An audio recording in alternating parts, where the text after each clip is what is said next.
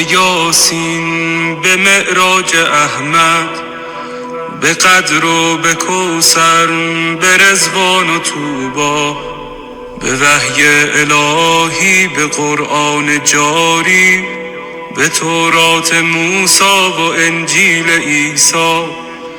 بسی پادشاهی کنم در گدایی، چو باشم گدای گدایان زهرا.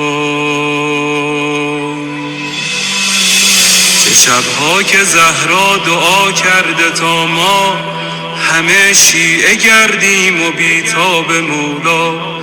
غلامی این خانواده دلیل و مراد خدا بوده از خلقت ما.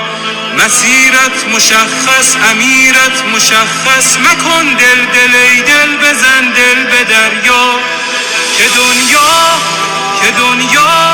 که دنیا به خسران عقبی نیرزد، به دوریز اولاد زهرا نیرزد.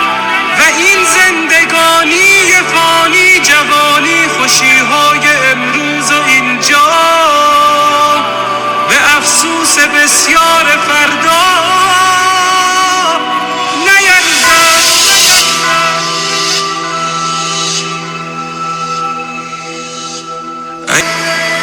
خدایا به روی درخشان مهدی، به زلف سیاه و پریشان مهدی، به قلب رعوفش که دریای داغ است، به چشمان از غصه گریان مهدی، به لبهای گرم علی یا علیش، به ذکر حسین و حسن جان مهدی، به دست کریم و نگاه رحیمش، به چشم امید فقیران مهدی، به حال نیاز و قنوت نمازش، به سبحان سبحان سبحان مهدی، به برق نگاه و به خال سیاهش، به عطر ملیح گریبان مهدی، به حج جمیلش، به جاه جلیلش، به صوت حجازی قرآن مهدی، به صبح عراق و شبانگاه شامش، به آهنگ سمت خراسان مهدی،